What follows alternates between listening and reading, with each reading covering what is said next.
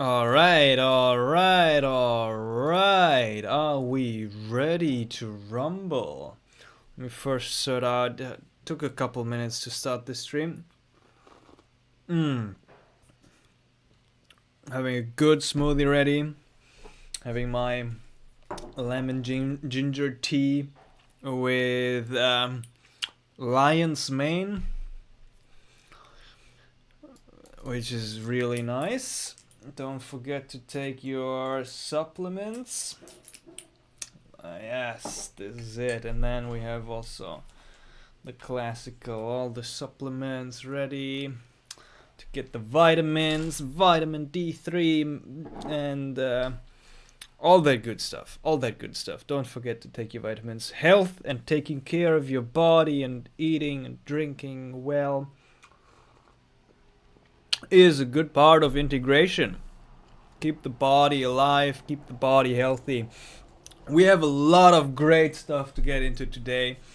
I've been out and had some experiences. I did my first vision quest, 3 days of fasting. Combined it, opened and closed it with 5-MeO DMT. I hiked up a mountain. I did ayahuasca last weekend, which kicked my kicked my ass and completely humbled me, like insanely.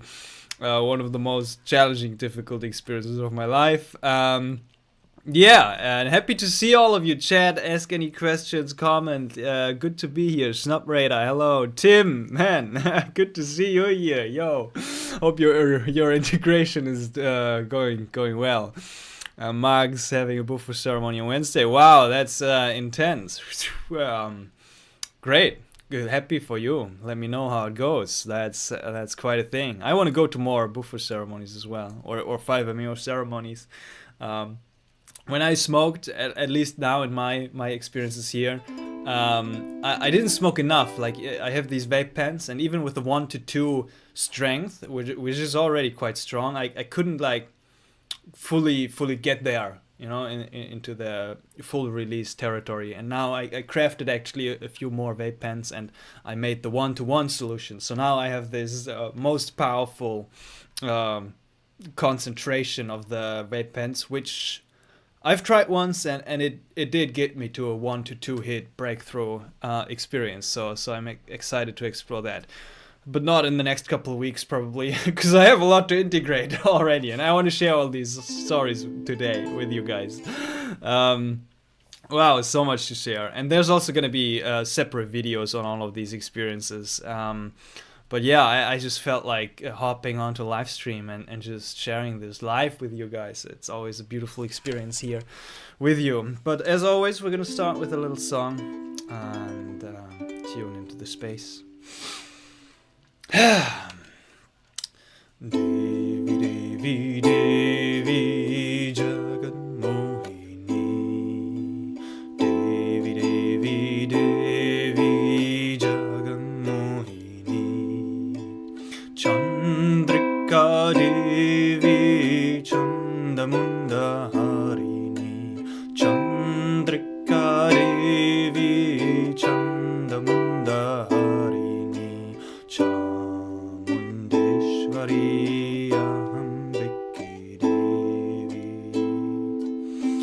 Devi Devi Devi Jagat Mohini, Devi Devi Jagat Mohini, Chandrika Devi Chandamunda Harini, Chandrika Devi Chandamunda Harini, Chamundeshwari Ahambike Devi. Oh, the Great Mother, you glorious one, show us the way.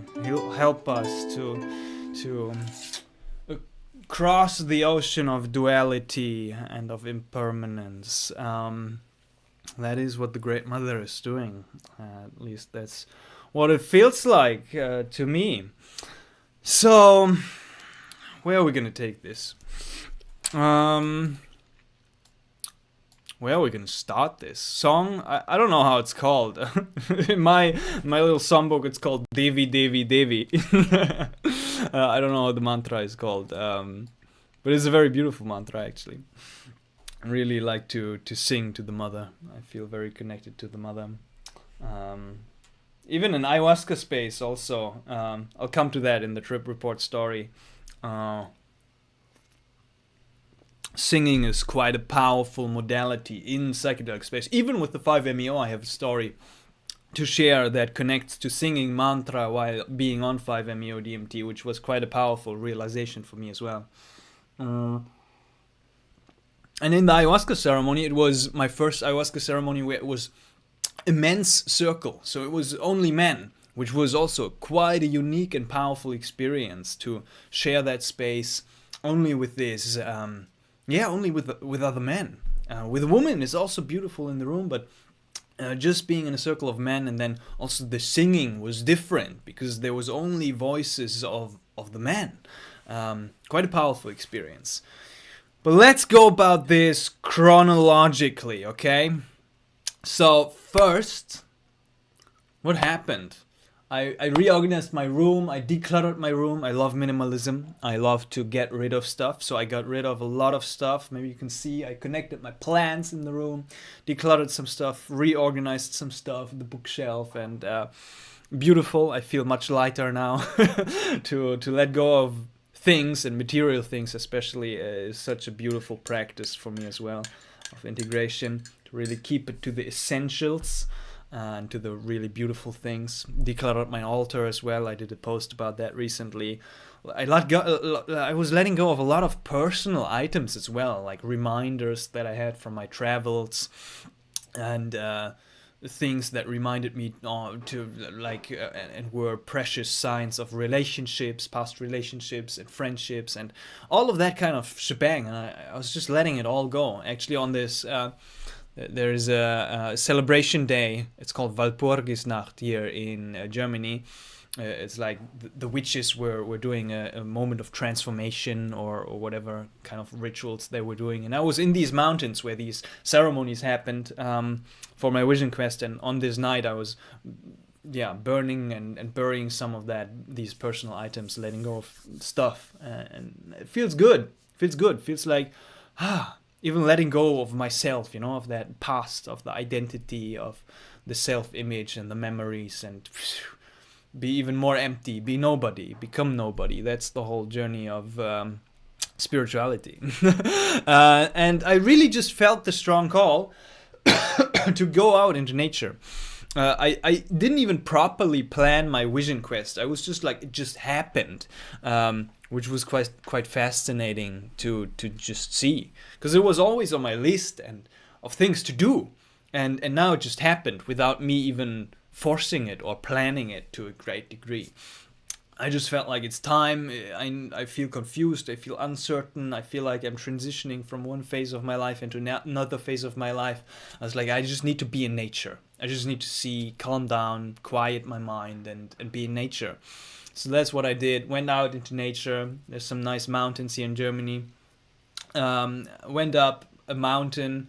Actually, quite before my journey, I was getting sick, which plays a huge role in this whole story that is going to unfold now.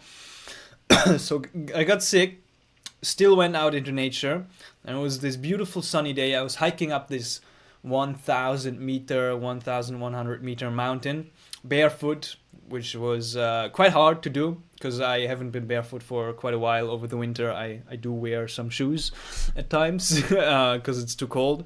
So pushed myself hiking up that mountain, even down that mountain, both in one day. And after that I got really sick, because that really kind of like destroyed me. And then I went into the vision quest. First 5-MeO DMT experience happened even before I hiked up the mountain. I was still in the mountains a day before.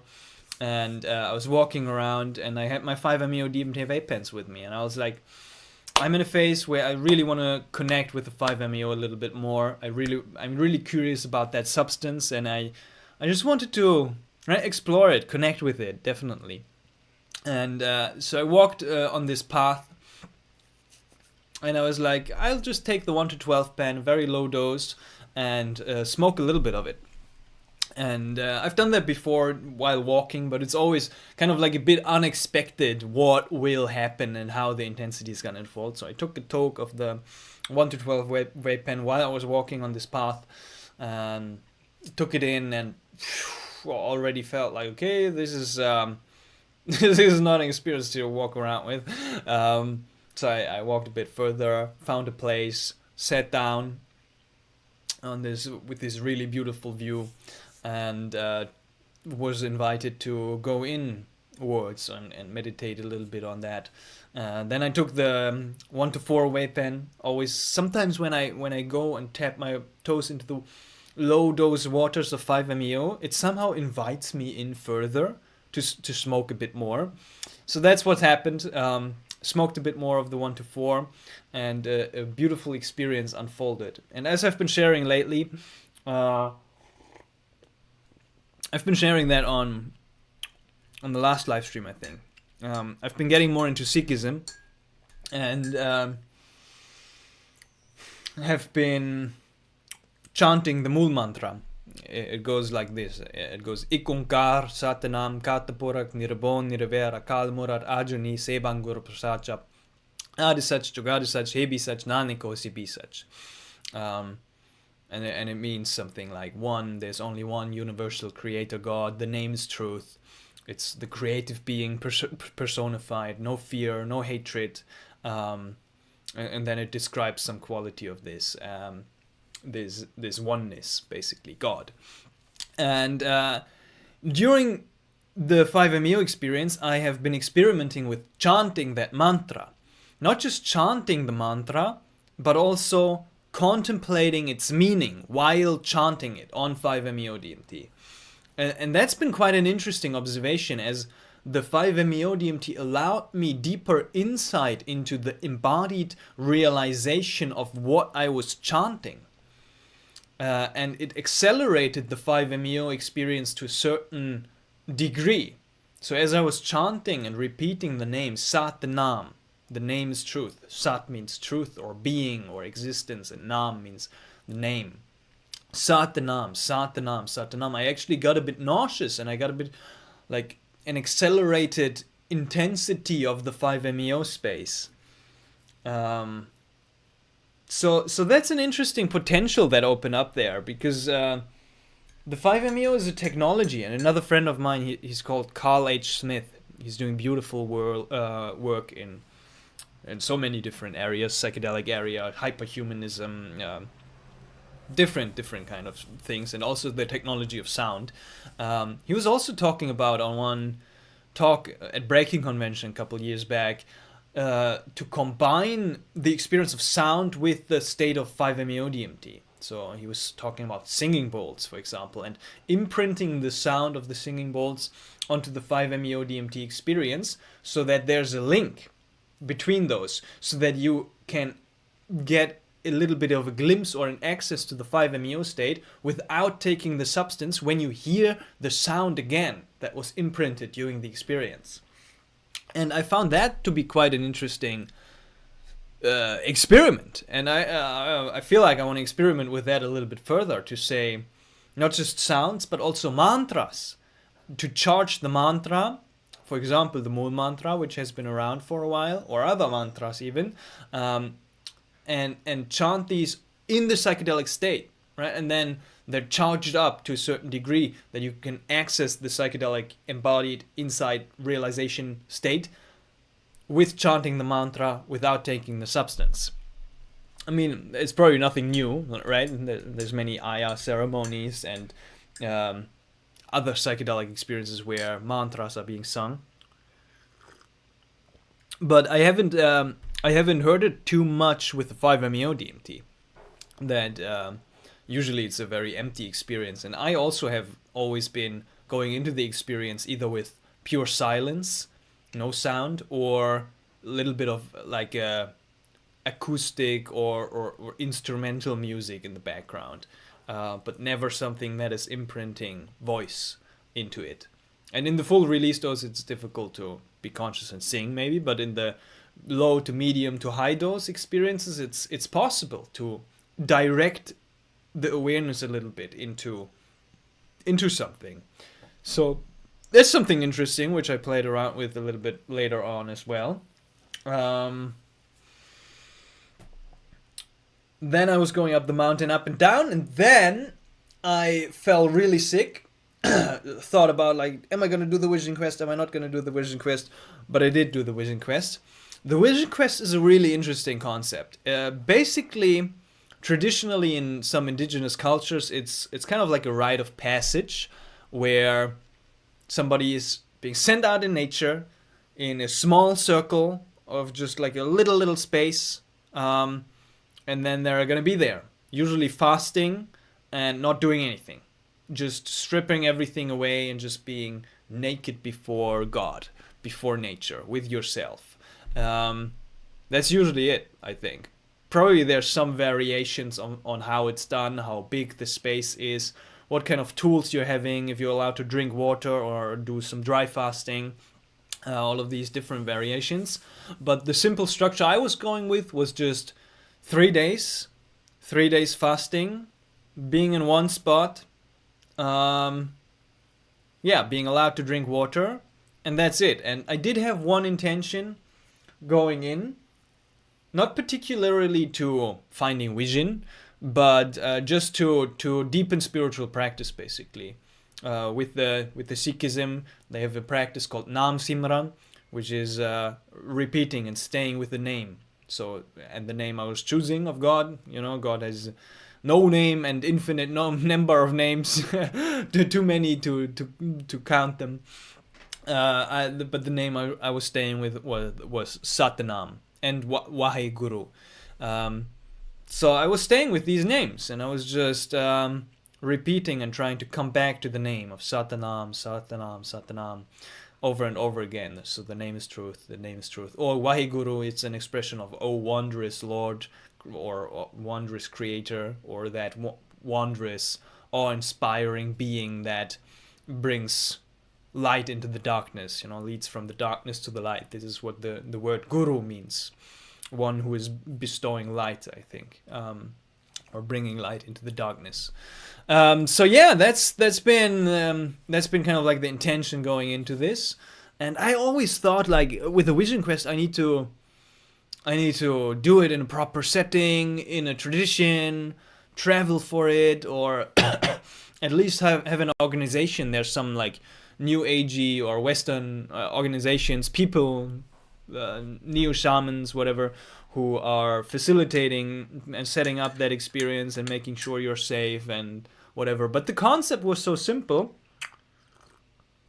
that I was like, why am I not doing it myself? And that is what happened. So there's a couple parts to it in the preparation that if you might want to try it, and I can highly encourage you to do that. It's an integral part even of the psychedelic, what I call the Psychedelic Actualization framework for integrating psychedelic experiences, or even preparing for one, or deepening your own path.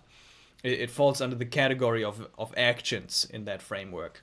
More on that framework you can find in a video. It's called Exactly How I Integrate My Psychedelic Experiences to Live My Truth. There's like 5 videos past. You can find it on the channel, the way I explain the whole framework. So yeah, I was like, okay, I'm basically there's just a couple parts to it to prepare for it. It's one, finding a place deep in nature where there's no human being that's gonna find you or bother you. So scouting a place was one part, and I knew a place in these mountains where I was at, where it was a year before. There was a rainbow gathering, and it was a really beautiful place, and I just wanted to return there either way, and that was a beautiful thing. So making sure, yeah, there's no humans around, and you're not spotted by some rangers or scouts that are gonna be, because wild camping is illegal or whatever. And then basically I just had to prepare the water. So I was buying a lot of water, carrying up the water the mountain, and then walking down again and making a second walk up the mountain with my tent and other stuff. I was even taking a bit of food with me just for the ending of the fast, so I have enough energy when I get down. And I was very sick, so I was like contemplating if it gets too intense, I might just want to eat.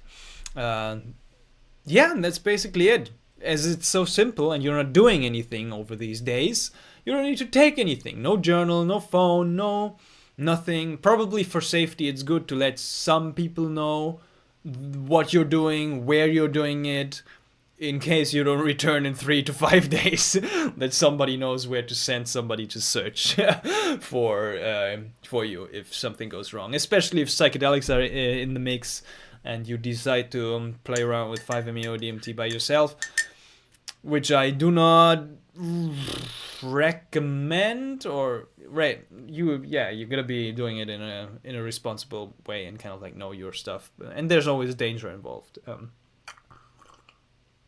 So let people know for safety reasons, maybe. It's a good idea. And then that's it. Yeah, there's nothing else, right? Because you don't need anything, because you're not doing anything. It's really about not doing anything. And the experience itself, it was actually nothing nothing too crazy, like nothing out of the ordinary too much. I don't know what I was expecting. I was expecting it to be a bit more spectacular, but actually it was quite ordinary and quite beautiful, just to be in nature by myself.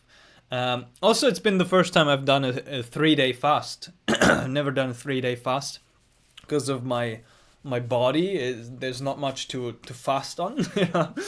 So I was always a bit hesitant to fast longer than 24 hours. But I've always been very curious about the modality of fasting, especially for health or for spiritual kind of like benefits. And now I see definitely that there's a potential for deep experiences. Deep spiritual experiences as well. Hey Colleen, missed you as well. Good to see you again. Yeah, I've been away and doing some stuff. I'll try to get into the live streams again more on a weekly basis. But good to hang out with all of you here. Say hello in the chat if you have any questions or whatever. Like, feel free to ask them. I'm happy to answer or get into conversation. So I've been opening the Vision Quest with the 5-MeO experience. I plan for that to be a full release dose, but as I kind of like prefaced, I didn't fully get there. I was doing the 1 to 2, and it was quite a powerful experience. The 5-MeO, it's fascinating. It's like, it's different every time for me. Sometimes there is an emotional release and crying or deep feeling. Sometimes it's very empty. There's not much emotion happening. Sometimes it's very much on the body, and I feel the body a lot, and I'm in the body and feel the energy rushing through. Sometimes I'm out of the body, and I do go to different place. Sometimes there's thoughts and there's a sense of self, and sometimes there's less of a sense of self. Fascinating substance, very interesting to explore. But I did a very high dose of 5-MeO DMT to open that space of the Vision Quest, which was nice. So I had time to process that even afterwards. There was nothing particularly special about that experience as well. I was again chanting the Mul Mantra, deepening that realization of that insight, and then moving into the days of silence. And actually, there's not much I can say to these days of silence. You know, I was trying to return to the name. I wasn't fully able just to stay with the Satnam. You know, there were thoughts coming, especially I was thinking about all kinds of people in my life, like everybody I have ever met in my entire life. All kinds of people came to mind, and I was reflecting on all of my relationships, which was interesting. I was also kind of like sometimes expanding into different mantras, so I did not just stay with the Satnam, but I was exploring and singing to Kali, singing to Devi, singing to Krishna, Shiva, whoever, right? And or singing some other rainbow songs that came to mind. And then I was kind of like switching between singing and sitting silently and just observing the breath and listening to the birds and to the wind. Sometimes eyes closed, sometimes just watching the scenery. I was at this place with the most beautiful view, like just insanely beautiful, and just deepening the recognition of the beauty of creation. That's kind of what was happening over these days. First day was very sunny and very nice. Second and third day were really rainy and a bit colder, so I was really just like sitting there, just like in my jacket in this one square. I had this tiny tarp. I was just sitting there and just being. I was just being. And the third day, the fasting, I felt like the third day it got a bit more interesting. Like second day I was chanting, and then the third day I was tapping into a little bit of a deeper space of peace, of silence, of recognizing the power of fasting. I was actually quite sad that it was done after 3 days, because I felt like 7 to 14 days is minimum needed to really deepen some realizations and practice in such a solo retreat. 3 days was barely enough. It was like first day and then second day you're always already thinking about like, oh, tomorrow it's done or whatever. It's like, it's a bit silly. It's a bit short for my taste. For some it's powerful, and it has been powerful for me, definitely. Similar like to DMT trip. A little bit of a, when I smoke changa, I have these, are we still there? Yeah. When I smoke changa, I have this, I don't know, the trees sometimes, or nature is shining and radiating its being and its beauty, and I could recognize that. I could recognize God in nature and in the trees a little bit more on the third day of fasting. And so now seeing and reflecting on Jesus and the 40-day fasts and what some people are doing with longer fasts, I recognize the power of fasting. Powerful modality, definitely. And then I was closing the ceremony with more 5-MeO DMT. Not a full release dose again, but just a slight dose. I was very careful with the dosing, because it's been 3 days of silence and fasting and just nature. It's been a powerful ending to really ground that or close that sacred space and container of the Vision Quest as well. Throughout the 3 days I didn't do any psychedelics. I wanted that to be like a clean experience and not distract myself with extraordinariness in the container of the Vision Quest itself, because it's tempting, you're bored, you're like, gotta smoke some 5-MeO or just do some psychedelics. No, the 3 days were just pure nature and silence and Nam Simran. I'll get to your comments. Max is saying, have you messed with NN-DMT at all lately? Not smoking it, but I did an ayahuasca ceremony a couple of days ago. And it was one of the most intense,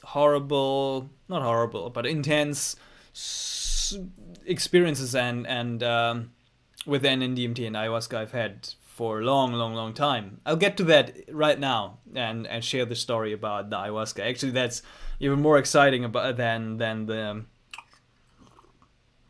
5-MeO Vision Quest experiences. But this is a nice lead up to that. Otherwise, I haven't been smoking an NN-DMT much lately. No. I don't think so. I've had one changa experience a couple of weeks back, and I just smoked a tiny little bit, and it was really rough on me. Usually it's very kind and benevolent, but this time it was really it was rough. So I was laying off that and then DMT again. Kali's saying, I'm getting closer to my first psychedelic trip in September. Very excited. Any tips?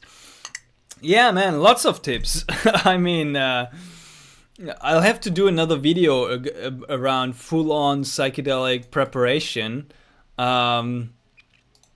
because it's a huge topic. There's one video, I'll share it in the chat right here. You can watch that one. It's a festival talk I gave in regards to preparing and integrating and all kinds of stuff psychedelic. And there's another video of mine regarding preparation. You can circle through, but overall it's just tuning in, watching content intake, tuning in spiritually, mentally, physically, taking care of the body, really honoring the experience. And then trusting, letting go, being courageous. You've got this. I'm very excited and would love to hear how it goes, your first psychedelic experience. I know you've been talking about it for quite a while. Snub Raider, first psychedelic trip. Oh, I know you aren't asking me specifically, but I recommend keeping this in mind. You're safe and just let it happen. Whatever happens is okay. Yes, that's crucial mindset. Mindset preparation is just a huge part of that journey.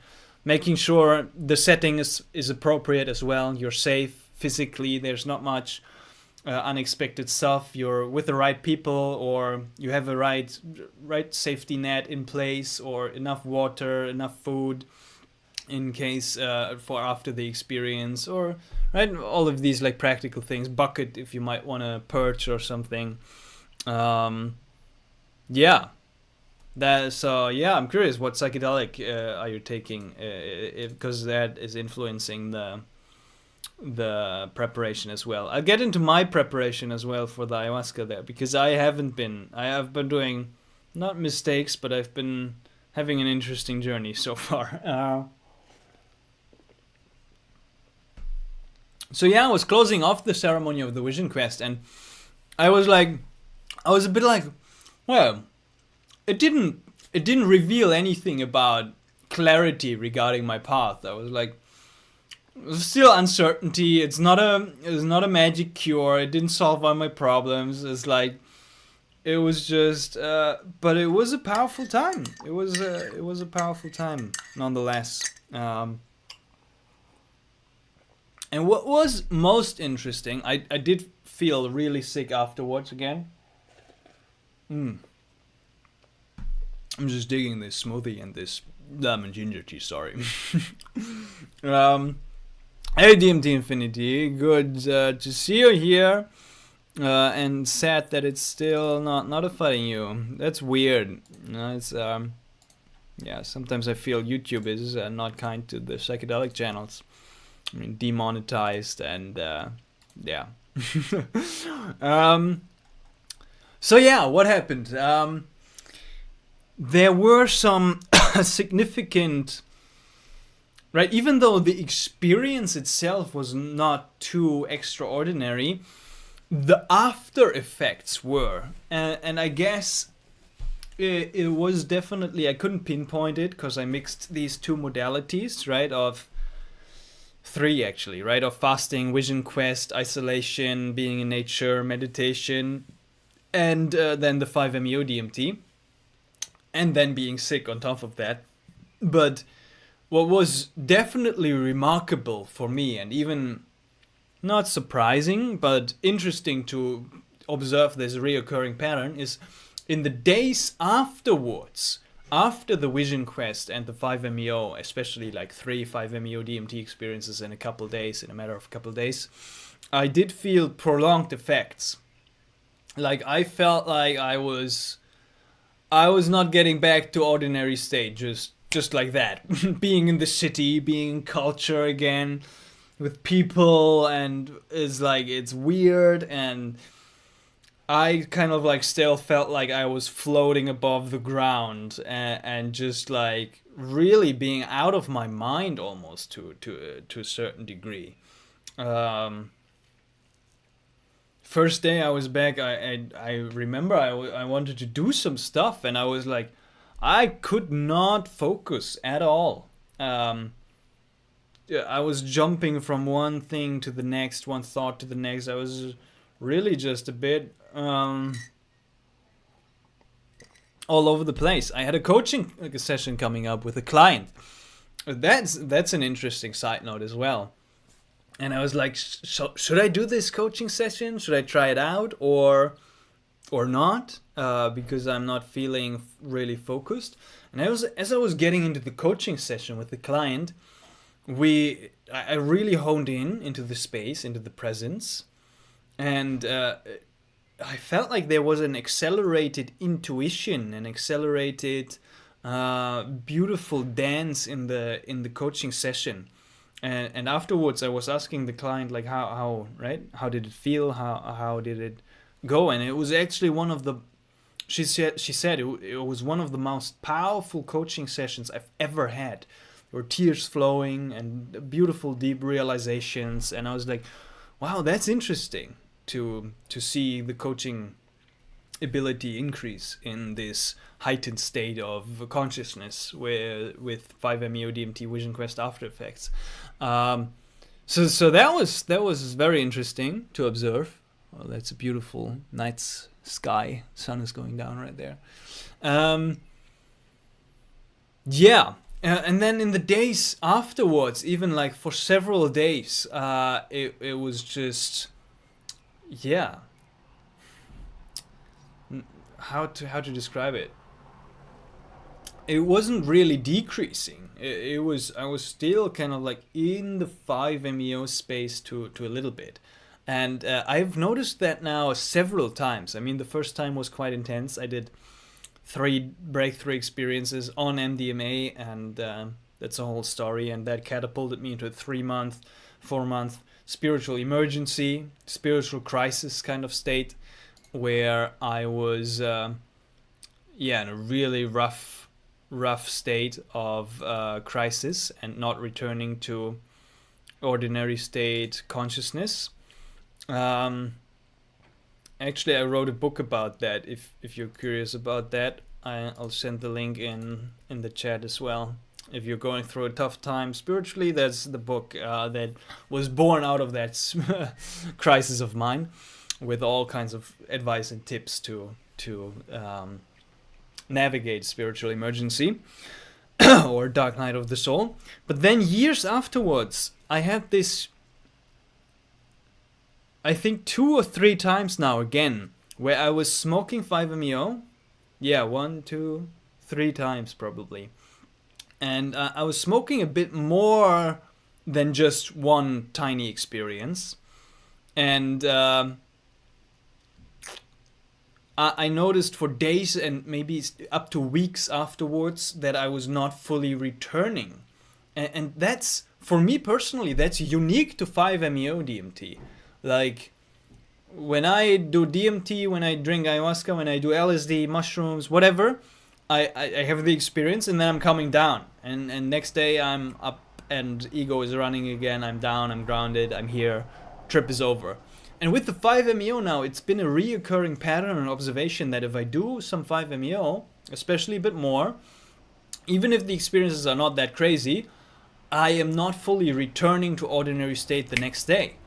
But it might, like, I'm in this open, sensitive state, floating above the ground almost, prolonged after effects, and from the 5-MeO, being a little bit in the 5-MeO space after the experience for days.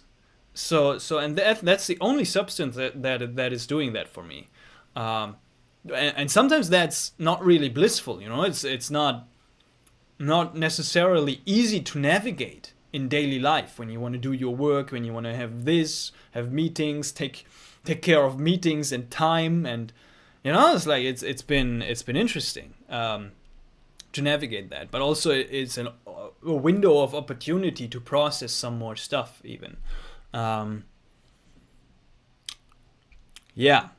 So that is interesting. And then I was sick at the same time. Being sick is a psychedelic experience, similar to psychedelic experience in and of itself, almost.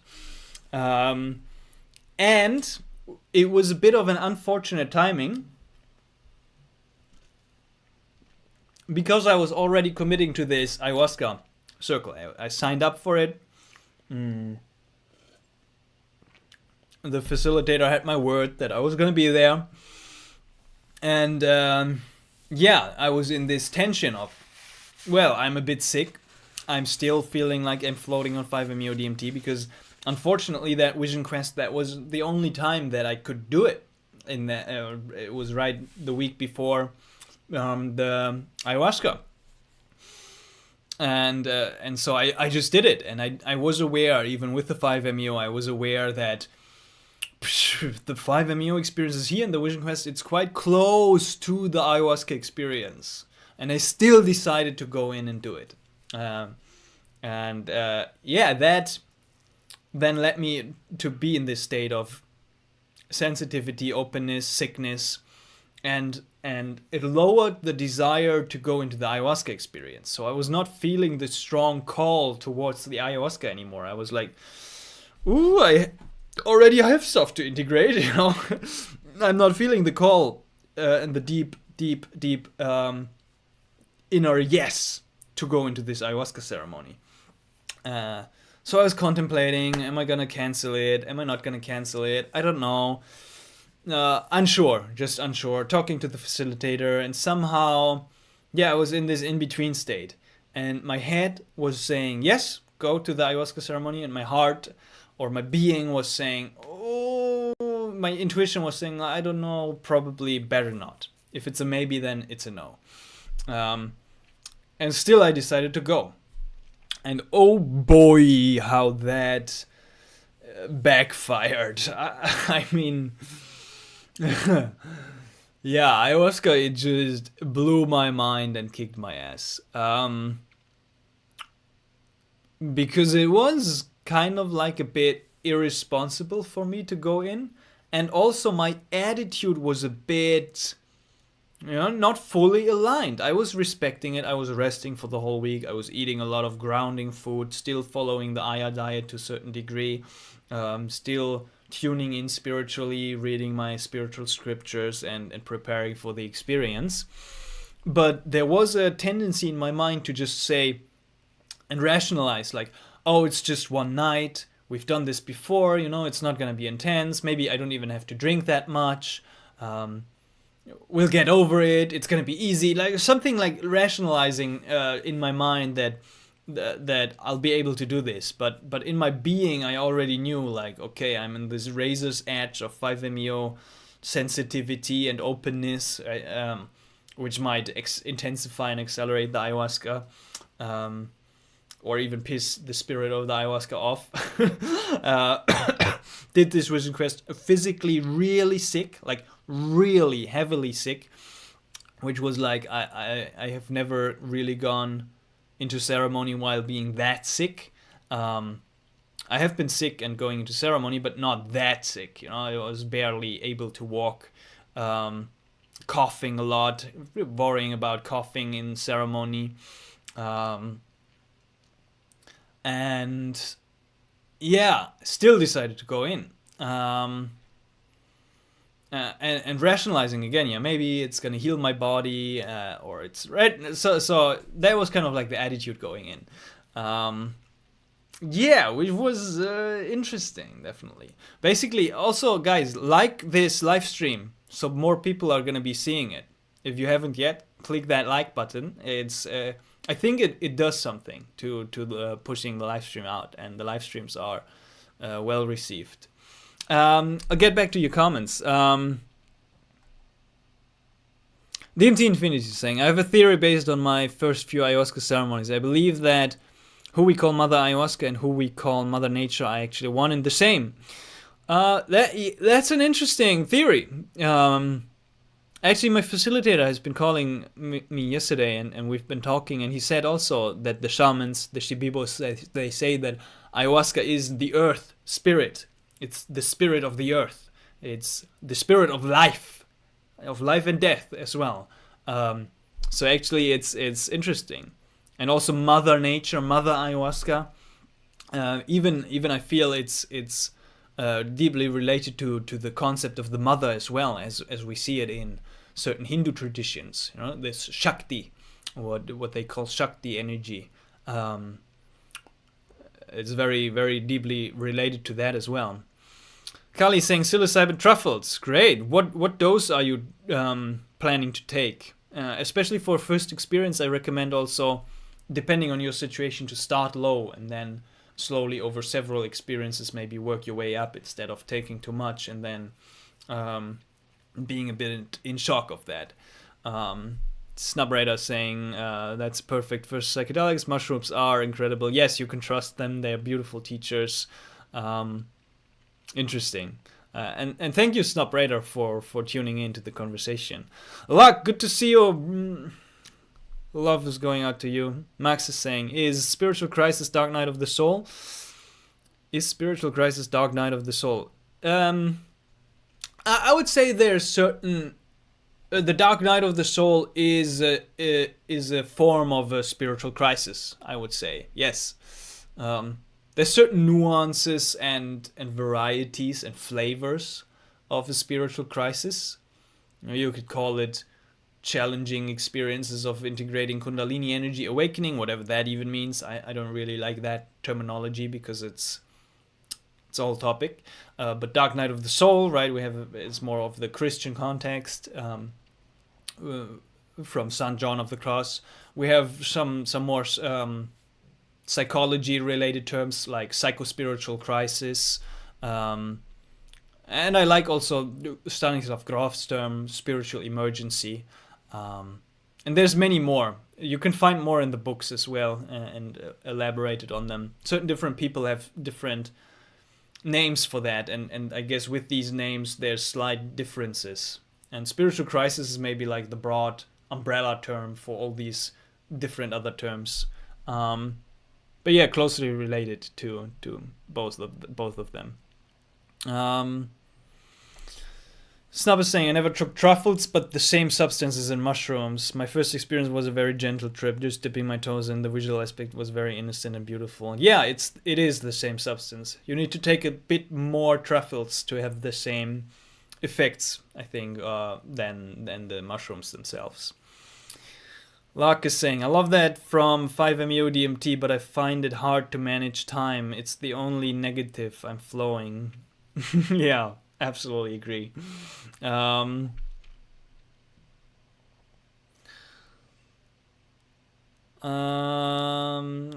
Snub is saying, it's difficult to put into words, but I found that most people who do mushrooms that I know have a nice, gentle experience their first time. Yes. Besides me, because I did go in, while I was 16, I had my first mushroom experience, and I took 5 grams in silent darkness, alone, at my parents' place. At night. It was not fun. I wasn't ready for the Terence McKenna 5 grams. So yeah, I recommend starting gently. But usually it's kind to beginners. It's a general kind of like consensus.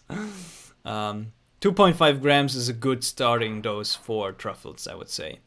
Yeah, don't also leave all expectations outside the door. Maybe have an intention to ground yourself, but leave all expectation outside.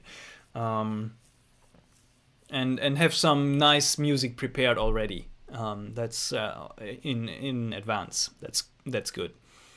And have maybe some questions. I always like to have some questions ready of like what's present in my life at the moment, and then okay, I have a couple of questions that I'm contemplating in my introspection and self-reflection in the journey. Could MAOIs from ayahuasca play a weird interaction with the 5-MeO ongoing state? That's an interesting question. I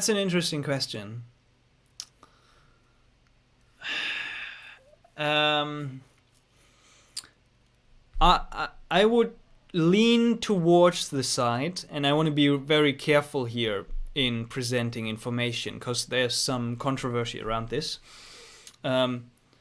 With the 5-MeO ongoing state, I would say no. Like on the neuroscientific basis, it shouldn't be having a weird interaction, because the 5-MeO, even though the state might be still there, the rush or the substance itself, it should be already metabolized and broken down. So or I don't know if that's the case, or if we have research regarding that, let me know. If the prolonged after effect state means that there's still a release of 5-MeO DMT happening, but I wouldn't think so. It could be the case, but I wouldn't think so. Where there is some controversy is combining the MAOIs with the 5-MeO directly, or in a short period of time of 24 hours. So, there's some ayahuasca retreats who do offer one night of ayahuasca, and then they do combo, and then they do bufo, and then they do another night of ayahuasca, and all in like 1-2 days, and they push it very hard. There's some controversy around that. Seemingly, many retreats are doing that successfully, and there's lots of people having these experiences, having good experiences, bad experiences, whatever. But I read there were some reports that maybe from this combination, somebody has died, because there is a dangerous interaction of potentiation from the MAOI and the 5-MeO DMT. So there's a big side and group of people that says, no, this is a dangerous practice. Don't combine 5-MeO DMT with MAOIs. Very dangerous. And potentially deadly, so this is one side. And then I've heard some other psychonauts say they've been actually experimenting with this synergy of MAOIs and 5-MeO DMT. I think it was Jonathan Ott who talked about it. I'll have to research it further. So some controversy around this, but for your question regarding if the MAOIs could play a weird interaction with the 5-MeO ongoing state, it's a maybe, but I would lean towards physically no, but just physiologically no. That's my kind of like tendency, but I'm not sure. I don't really know. That's the honest answer. But also spiritually, I was thinking, well, it's like I'm in this open state and sensitive with this 5-MeO ongoing state, and then going into ayahuasca, it could go like both ways. There's a potential for it to potentiate that and blast me out even further and have just insanely crazy experiences and then a really tough time to integrate afterwards. Or it could actually help to ground and resolve and integrate that 5-MeO state into this more earthy kind of vibe. Both potentials, And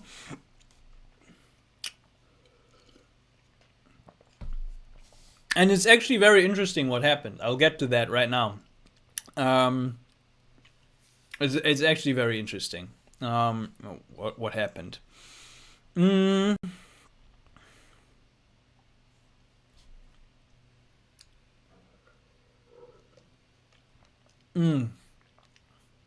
Sorry, it's so good. Wow, this is the first time I made such a smoothie. Frozen banana and apple, but also I added lemon, orange, ginger. This is so good. And some other stuff as well. A bit of honey. Wow, it's so refreshing. Sorry. Kali's asking, wait, is what you're describing psychosis? An ongoing state, I wouldn't call it psychosis. But there's, I don't know how to call it. Some people call it HPPD, hallucination persistent perception disorder. But right, and then there's the nuances of, if we could call it flashback. I wouldn't even call it flashback. It's not the right term for prolonged state of expanded states of consciousness after psychedelics. I wouldn't call it psychosis. I don't even really know what psychosis is, but no, I wouldn't say it's psychosis. Hey BV18, hi. What do you think about Shi Heng Ji? What is Shi Heng Ji? Do you know him? I'm just googling him. Yes, I have seen his face. I've probably seen some videos of him. He's been really popping off in the last couple of years, right? Very popular, kind of like Shaolin guy. I don't think much about him because I haven't really seen much of him. I enjoyed like some stuff that he was talking about. I was like, yeah, I can agree. And some other stuff I was like, I don't know if I agree. So I don't think much of him. So I don't know much about him. So I don't really have an opinion about him. Why in the world, why you do psychedelics when you have a viral disease? Yeah.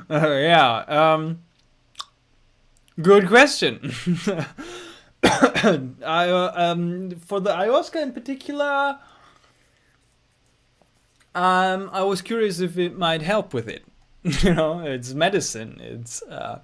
It's used for illnesses in the jungle. It has a track record of healing physical disease. Viral disease, yeah, I don't know. Maybe it does help as well. That's why I was going in. And I've been sick for over 1.5 years, so I've been trying to navigate that space of being in a sick state and balancing out and feeling when I go into psychedelic space and when I do rest. But yeah, generally I would agree with you and say no, it's not recommended to go in to intense psychedelic space while being sick.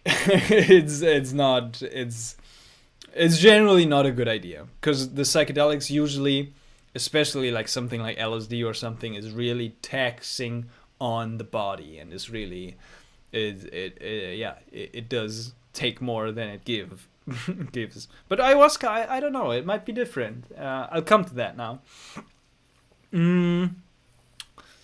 You're saying he's Buddhist, has really interesting views. Yeah, I mean, the Buddhist philosophy is beautiful, and the Buddhist wisdom is powerful. I love the view, especially from Zen or Dzogchen. Those are my two kind of like favorite streams of Buddhism. DMT Infinity is saying I just stick with it, and then yeah, that looks delicious. It is. It really is. Okay, you guys ready for the ayahuasca story? We're already deep into the live stream, but I've prefaced it now so much, so I do have to sleep as well. But I want to go into the story and do the full-on trip report. Let me get my trip journal. But I think I can remember most of it. So, us getting there, what happened, feeling sick, still setting intentions. As a preface, I was reading I'm gonna get it. Wait. Oh. I was reading my favorite book before ceremony. It's called The Zen Teachings of Bodhidharma. If you're curious about Buddhism, you know, this is a real stuff. This is one of my favorite books about Buddhist philosophy. Not too easy to understand. Most of the stuff he's saying there, very radical. But this is gold, you know, for ayahuasca ceremony in particular. Somehow I always reread this book. And it literally saved my life. And saved my sanity in this experience right here. I'll come to that in a bit. But he's saying such profound things really on the teaching of detachment. and on the teaching of no self, especially.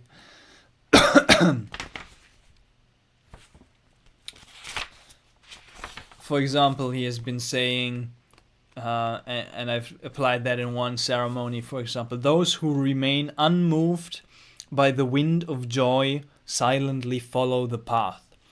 So even if there's visions of angels and bodhisattvas and these good spirits, to remain detached from that ecstasy, from that bliss, is important. Not to get caught up in the identification or the story of the appearance.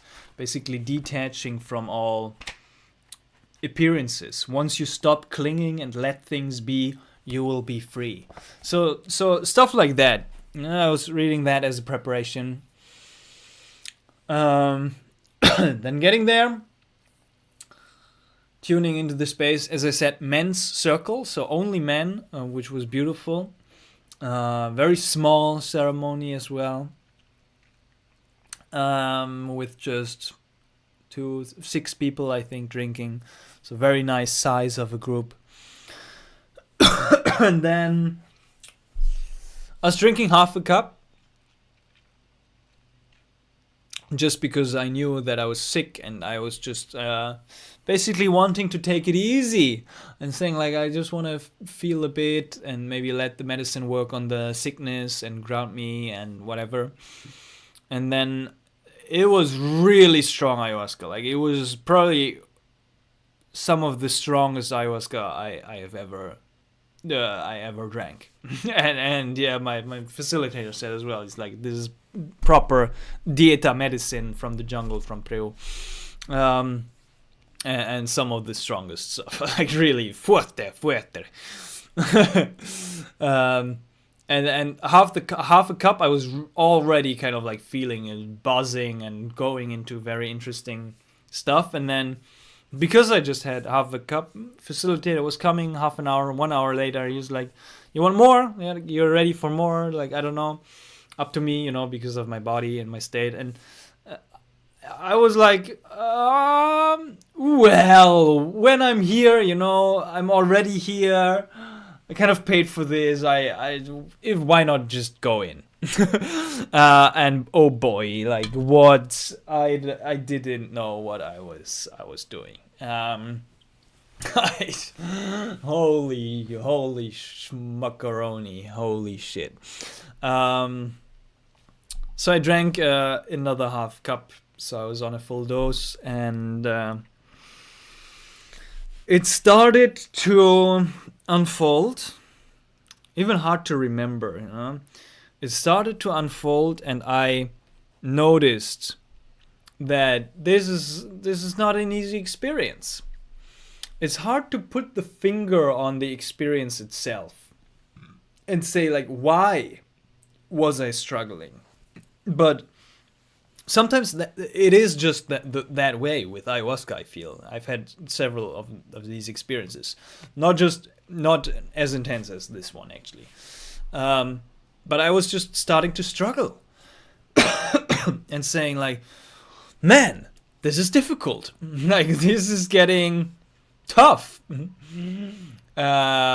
then it was just getting more intense. And I was struggling and feeling like just emotionally difficult, emotional labor, emotional confrontation, having a hard time just to surrender and accept and embrace.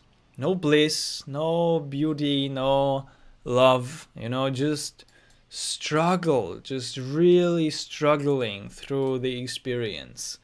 And it got really dark to a certain degree.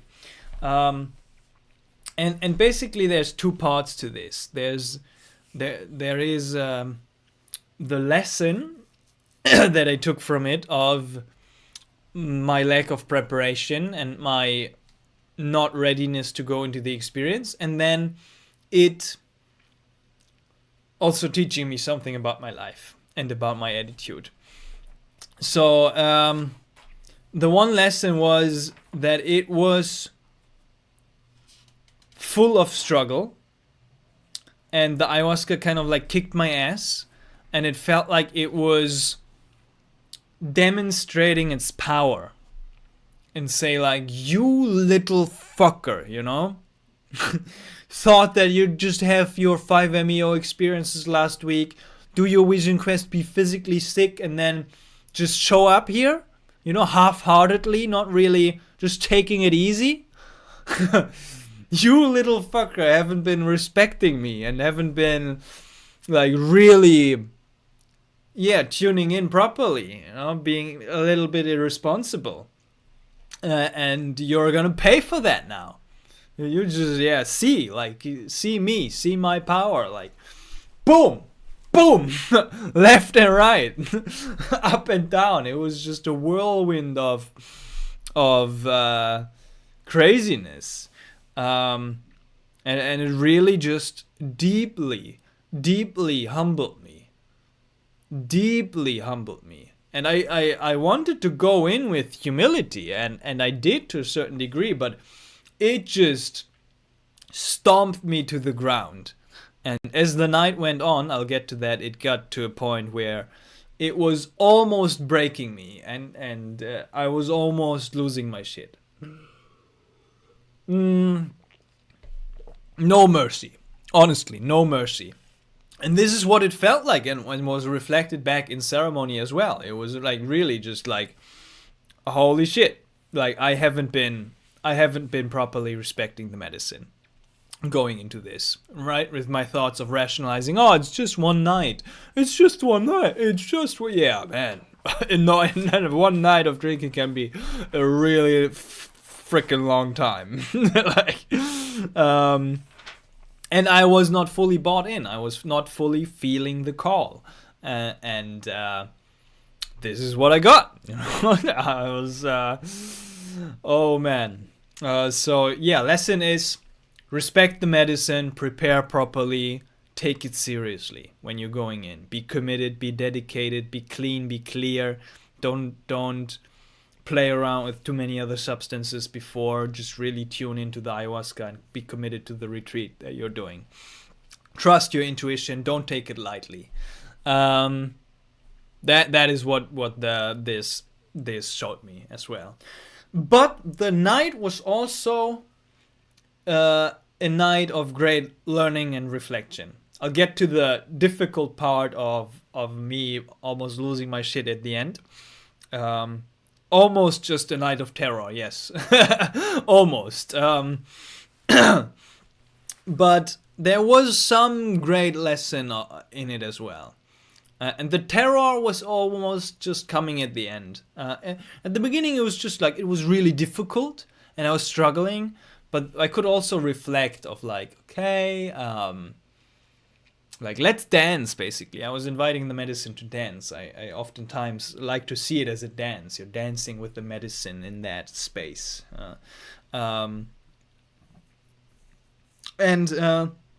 This struggle, I felt like, was also reflecting the period of my life that I was in. In the last couple of months to year or something, or 2 years, maybe, yeah, 1.5 years maybe, I feel like in my life I have been struggling a little bit. I'm struggling to make money, you know, build these relationships, heal my old wounds, and like do this and get the diet and my health situation. It's like everything has been a struggle for me, like recently. Especially recently, a little bit more, even in the last couple of weeks. This experience was reflecting that back to me. This struggle, like, that I'm struggling with my life situation. And the medicine then showed me, or my insight and realization was, it's okay to struggle. Because in the experience itself, I just had to open up to that. I had to embrace the struggle, not attach to it, not identify myself with it, but embrace it, you know, one breath at a time and saying yes to it. That's all you gotta do in the ayahuasca experience in particular, but also in life. And I felt this deep contentment when not a full deep contentment because I was struggling, but I was feeling a sense of meta contentment with being in the struggle, with being in a challenging situation. That's what the medicine is showing. Sometimes when medicine is showing us a challenging situation, we can learn to be okay with that. And that's a powerful lesson. So, not to judge the struggle, but to embrace it, welcome it. Not want it to be any different. And then it takes pressure out of the struggle. And it's coming more into this sense of what I call the dance of detached appreciation. Coming back to Bodhidharma. Not holding on to any appearance whatsoever. This is what he's saying. Don't cling to appearances and you will break through all barriers. He's also saying, these words carried me through the whole night. If you seek direct understanding, don't hold on to any appearance whatsoever and you will succeed. I have no other advice. That was my mantra for the whole session. And I call it the dance of detached appreciation. Again, as I said, it's one of the core foundations of the Psychedelic Actualization framework. I posted a link here in the chat. You can watch that video after the live stream is over. It's one of the most powerful videos of this channel, condensing my lessons of psychedelic work into one 20-minute video and masterclass. And the foundation of that whole framework is the dance of detached appreciation. So detaching from any appearance and any experience, but appreciating it fully, taking it on fully, loving it unconditionally and infinitely. And I see psychedelic space as a practice ground, the good experiences and the bad experiences, for learning to embody the dance of detached appreciation. And these highest intensity experiences with the intense bliss of meeting God and the angels and having this ecstasy of tears flowing down and this infinite peace, not attaching to this because it's a temporary experience. It's passing. It's an appearance. But also to the terror, to the horror, to the darkness, to the challenge, to the struggle. Not attached to this, because it's also just an appearance. And all appearances are illusions. All experiences are illusions. What is behind and beyond experience is real. Again, kind of like the Buddhist teaching of no self. Everything that is an experience is not it. Everything that is an appearance is not it. That's why we're not holding on to them. We're letting them go. We're letting them pass. The teaching of impermanence. This too shall pass. The bliss and the sorrow. So this is kind of like I see psychedelic as a practice ground for deepening my understanding of these teachings and my embodiment of these teachings and my realization of these teachings. But it got a bit difficult. It was manageable towards the beginning of the session, as I said. But man, I almost lost it at the end.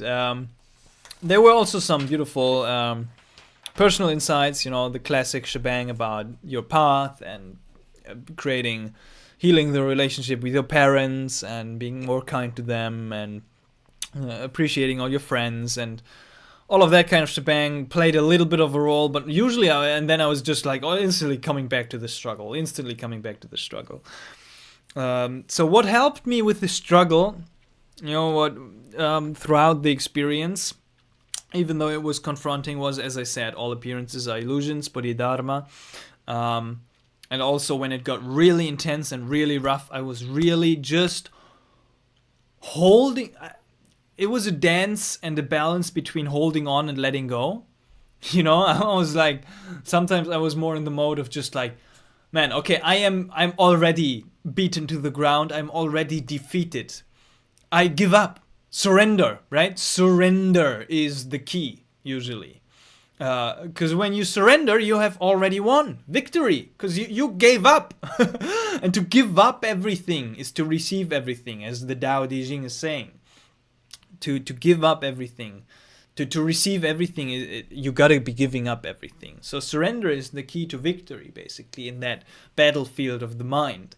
But also I was holding on to these teachings, as I said, of impermanence. So another mantra that has guided me throughout this experience and this journey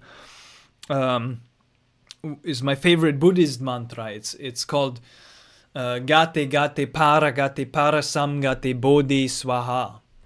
So it basically means go beyond, go even further, even more beyond, until you've reached the other shore. Your Buddha nature, enlightenment, Swaha. So it really, it's from the Heart Sutra, and it really speaks to this recognition that all appearances are illusions, and we're going to be moving through all of this further and further and further. And when we're not at the Buddha nature yet, we're going to be moving further and further and further. And as it was intensifying the struggle and it got rough, I was just moving through this terror and just chanting Gate Gate Para Samgate Bodhi Swaha, Gate Gate Para Samgate Bodhi Swaha, Gate Gate Para Samgate Bodhi Swaha. And it carried me across the ocean of suffering, basically. A little bit, to a certain degree. It was a tool, this too shall pass. Another mantra that is beautifully connected also to the breath is, as I said in the beginning, the Ikonkar Satanam. Especially the Satanam, with each in-breath, Sat, meaning truth or being, and with each out-breath, Nam, so Satanam. And also what helped was that was basically my guidance mechanism while there was a bit darker music playing in the background or some instrumental music. And then there were periods where we were chanting together, chanting mantras together, singing songs to the Mother Ayahuasca together. Also a recognition of thanking the medicine that she's providing me with this challenging experience of struggle, and with the lesson, and just like thanking her, the medicine, for showing her power, and for this powerful humbling experience. Singing Cura cuerpecito, limpia spiritito, Madre Ayahuasca, or even chanting. There were moments which I love these ceremonies with Manish. There's moments where we're chanting together. We're allowed to sing, in ceremony, and we're chanting Hare Krishna, we're chanting mantras to Kali, and different kinds of songs.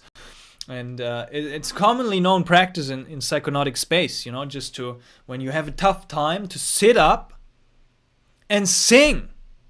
Singing is empowering. Feel your voice.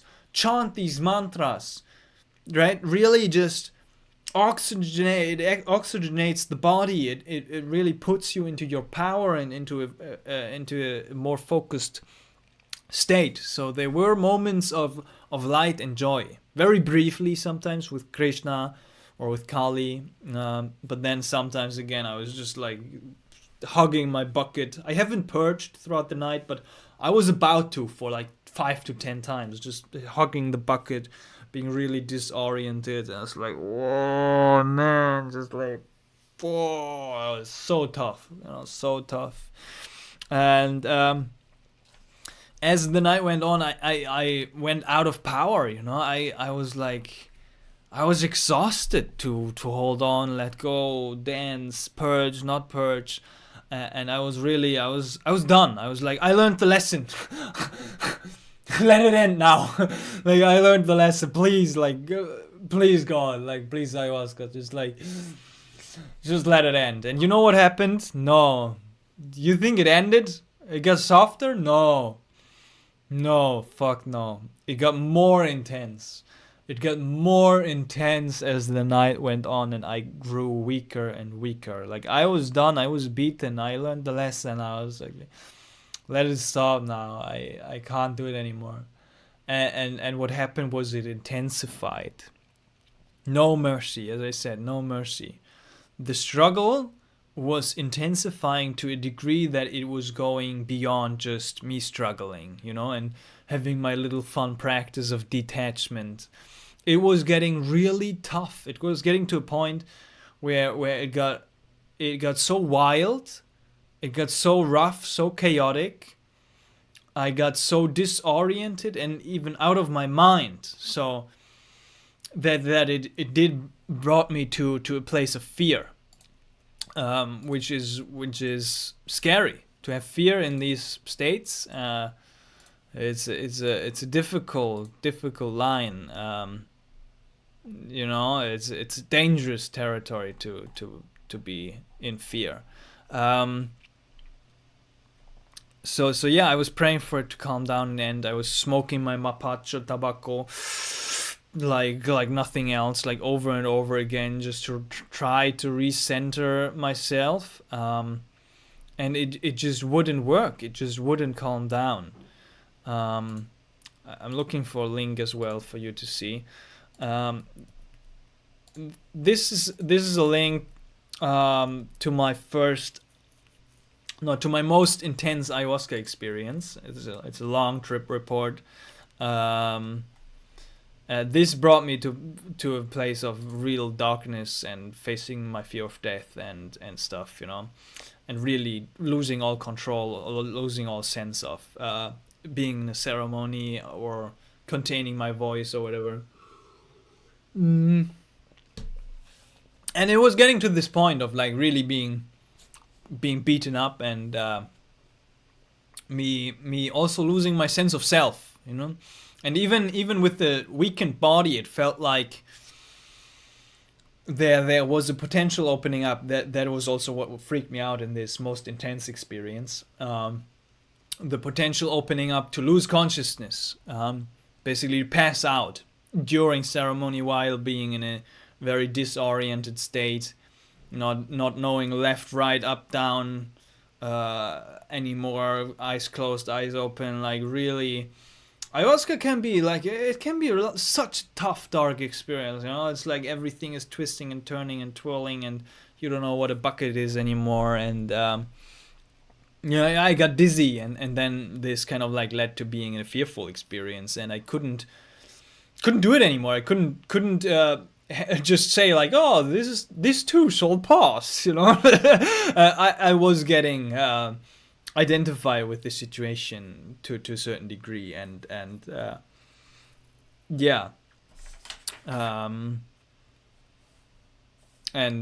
giving in to the fear a little bit, not too much. I was basically then the last part of the ceremony, I was in a state of praying.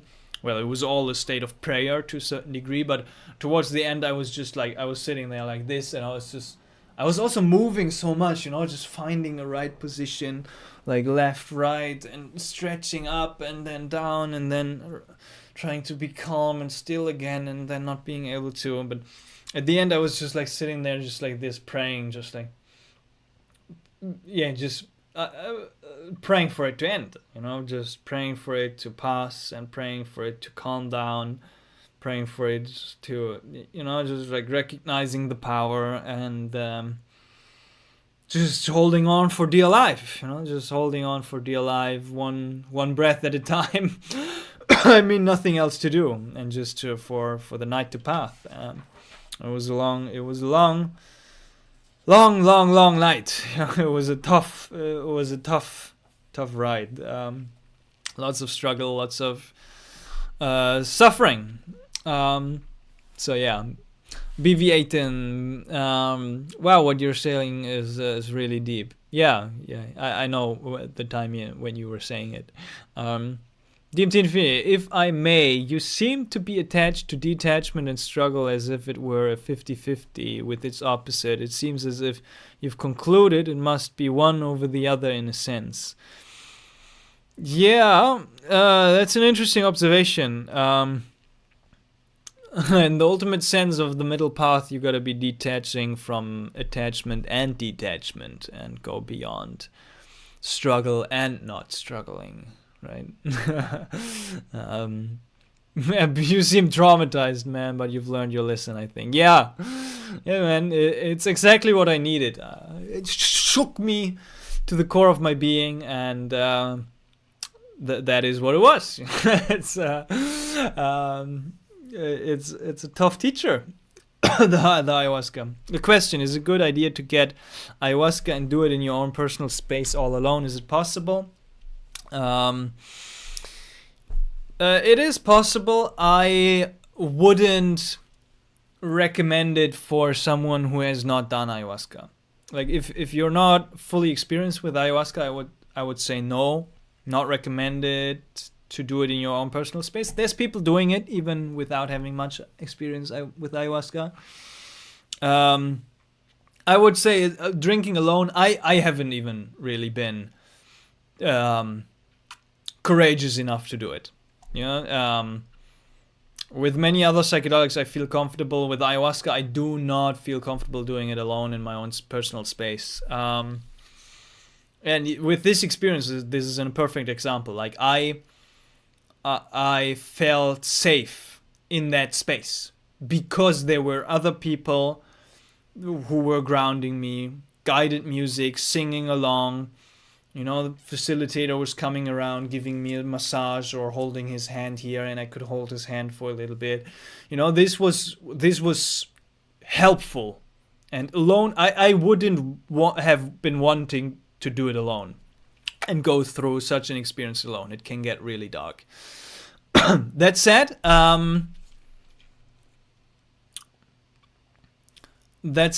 it is absolutely possible. There's many people doing it alone. There's many people brewing it alone, and especially, so it's definitely possible. There's just a deep potential for it to be very challenging, and some people have burnt themselves.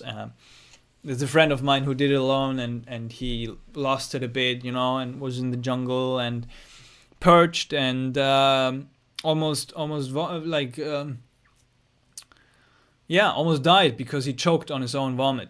That is possible because when you're losing it, and you're so far out and you're vomiting, but you don't even know anymore, and so that's a safety concern that some people have.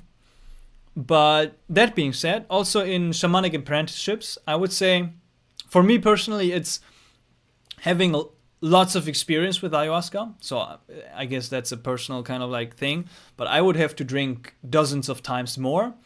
And then on the path of apprenticeship under a shaman, you're drinking with the shaman, you're drinking lots of times, and then you're coming to a point where you're basically knowing the territory to a certain degree, where then you're being sent off or you feel comfortable going into journeys alone, and then that's kind of like a thing.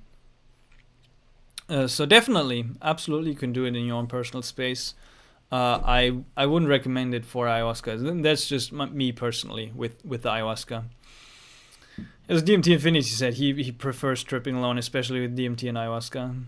I also prefer tripping alone. With ayahuasca, somehow it's weird. It's a very ayahuasca feels to me it's a community thing. Like it fits into a communal setting. With many other psychedelics like mushrooms, 5-MeO, it doesn't feel that way. Even with NDMT, it doesn't really feel that way. Somehow ayahuasca, it maybe it's just because I'm also biased because there's many traditions just doing it. But it seems to be a very communal thing, and it fits in the communal setting, I feel like. Was it only emotional struggle or physical struggle as well because of your sickness? Regarding the sickness, it was interesting. What was interesting regarding the sickness is the sickness went into the background for the period of the experience. So I was feeling sick going in, drank the ayahuasca. When the trip unfolded, the coughing stopped to a great extent. My nose was not blocked anymore. I didn't feel the sickness at all throughout the experience, just very slightly. And then when the experience ended, which I'll come to in a bit, the sickness returned fully. And I was coughing a lot while trying to sleep or whatever, and the sickness returned when the trip was ending, basically. So in the experience itself, it was more like an emotional, spiritual, mental struggle rather than a physical one.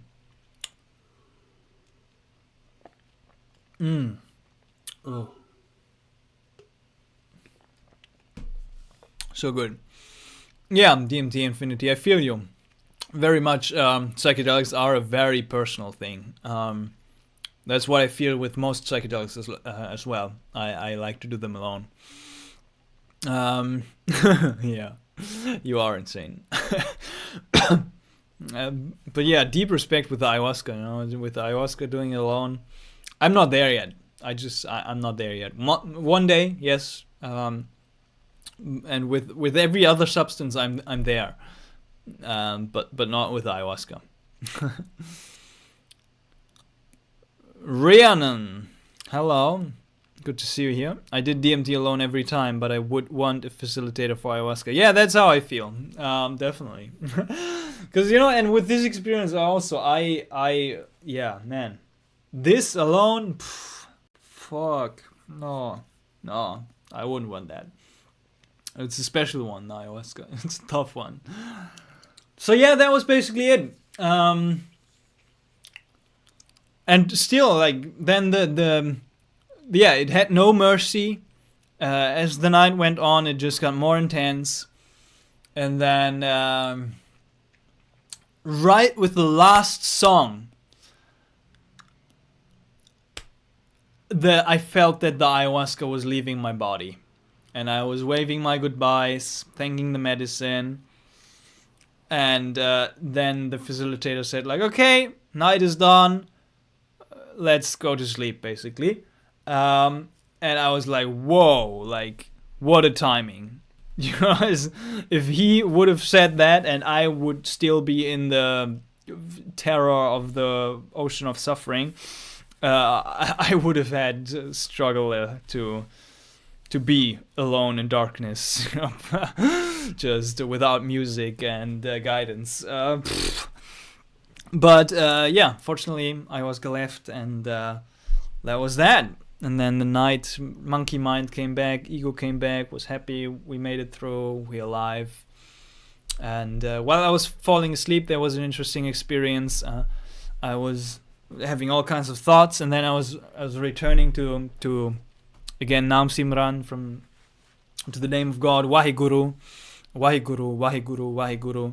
And as I was chanting Waheguru while falling asleep and the medicine kind of like leaving me, I felt an immense, intense God realization unfolding. Like getting into deep awakening territory, and it was sucking everything into God, basically, as I was chanting Waheguru in my mind. Waheguru, Waheguru, Waheguru, Waheguru. And as that was happening, I was like, wow, that's incredible. And I wish I would have gone deeper into it.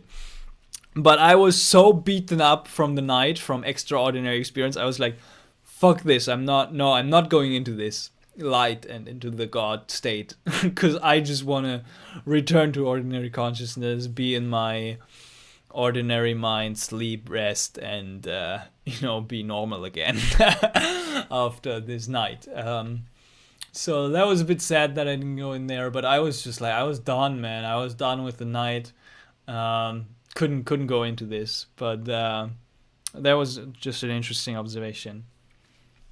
Yeah, went to sleep, woke up the next day, and actually the next day I felt pretty good, you know. I felt aligned. There's a quote by Meister Eckhart, the German theologian and mystic from the Middle Ages. He said, nothing is sharper than suffering, and nothing is sweeter than to have suffered. It's true. To a certain degree. It is true. So after this night of pure suffering and struggling, like, man, I was happy. Very aligned and happy. And even though it was one of the hardest nights of my life, and definitely on the side of the more challenging psychedelic experiences, it wasn't a bad experience. You know, there's a difference between bad trips and really stuff that's tough, and just really plain bad, and challenging experiences. This was in the category of challenging experiences, and then on the far end, not the full end, but the far end of being a very challenging experience. And as they say, you know, these challenging experiences are the ones where usually you learn a lot. And they do benefit. And now, right, then yesterday basically was the first day after ceremony. And today is just the second day after ceremony. So I drank 3 days ago I drank. So yeah, 2 days ago was the day after ceremony, and then yesterday, and then now today. And throughout these days, as you see, I still have a bit of coughing. My nose is still a bit blocked. But I feel grounded, I feel energized, I feel empowered, I feel aligned, I feel clear. I feel happy to come back to my ordinary life, to integrate, I feel good. I feel better in my body even than since weeks. Like, I haven't felt that good in weeks. Which is an absolutely stunning and interesting observation. That the night was hard. Like, it was tough. It was hard. It was draining. It was suffering, struggle. But now I feel good. Like, I feel really good. It's even some people recognized me. Some coaching clients or people. My coach who coached me today. She was like, man, you're radiating. You're having this sense of an afterglow, and she didn't even know I was doing ayahuasca, and it's like, wow, that's interesting, you know. So cool, absolutely. I'll see how it unfolds, but now there's a time for integration. I feel inspired to move forward with making money, you know, with right, showing up here for the live streams, interacting with all of you beautiful people and humans, shooting videos. I'll also capture these experiences still in videos, which are upcoming in a couple of weeks. Yeah, move forward, create better presentations for you guys, deeper, better psychedelic content. Yeah, further the coaching practice. If you're curious about the coaching, there's a link in the video description. You can book a one-on-one call. I do have a couple spots open for psychedelic integration coaching. Yeah, stuff is coming up. I'm working on a new website, presentations, deepening my journey with Sikhism, spirituality, sitting, taking care of the body, health, taking time to integrate as well. So yeah, I'll answer all your questions now, and then I'll have to hop off and keep my sleep rhythm going. It's quite late here where I am. So if you if you do have any questions, go give them to me now, and happy to chat. And yeah, otherwise I'll tune off. So chat is Mother Ayahuasca, Mother Nature is my facilitator. Yeah, that's good. It's the only teacher. That's the best teacher is nature itself, the medicines themselves. They are instructing us. BB18, hey man, thank you for sharing your experiences and knowledge with us. I wish you the best for all the time. Thank you. I really appreciate that comment, man. You're welcome. I am deeply enjoying it to share the experiences and the lessons. Kali is saying, I thought you loved that headspace of meeting God in infinity suffering. I try to. um, that's the ideal. That's what and I like overall, I would say also as a reflection of this experience, you know, I was there. I was wanting to dance with the medicine, and what a dance we had, you know. What it didn't disappoint me. It never ceases to amaze me. It's bringing me to the highest highs and to the darkest depth.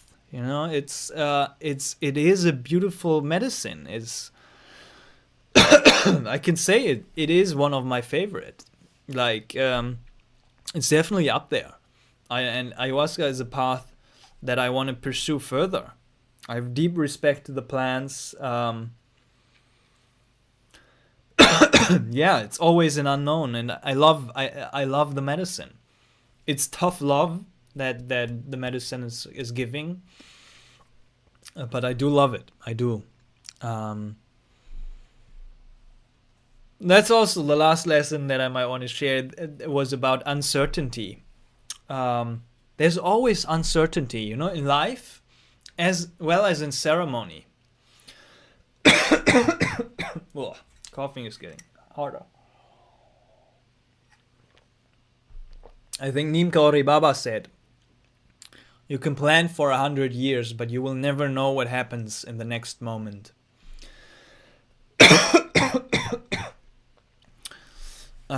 So there's always uncertainty. And we never know what is happening and appearing in next moment. It can be the hardest darkness or the best bliss. And there's just an openness to receive and to see with curiosity what the next moment will bring, what's present in this moment.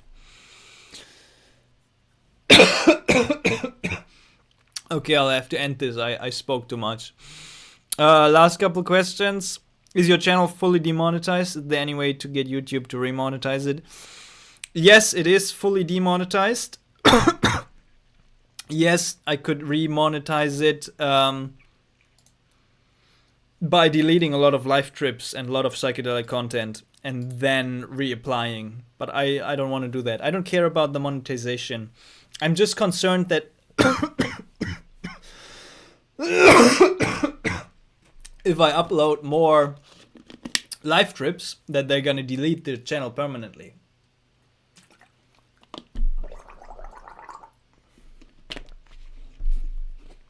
I don't want that, so I'm really careful with the live trips, but I'll experiment with them a little bit further, because I have a few really, really nice ones.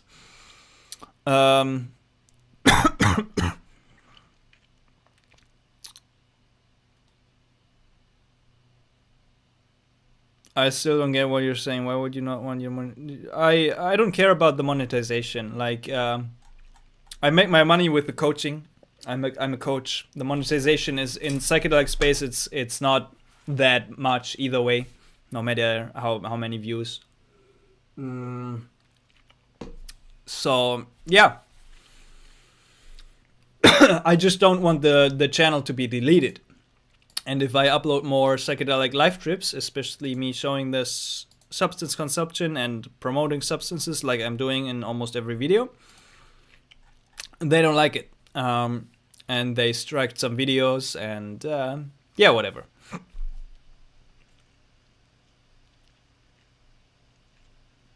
Okay. Well, you guys have a beautiful discussion still. I'll have to end it here. Thank you all for being here. Like, really, this was a lively live stream. I really enjoyed spending time with all of you here. Yeah, I'll try to show up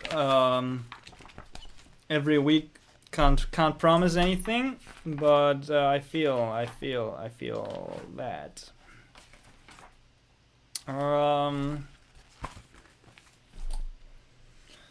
Singing a song towards the end.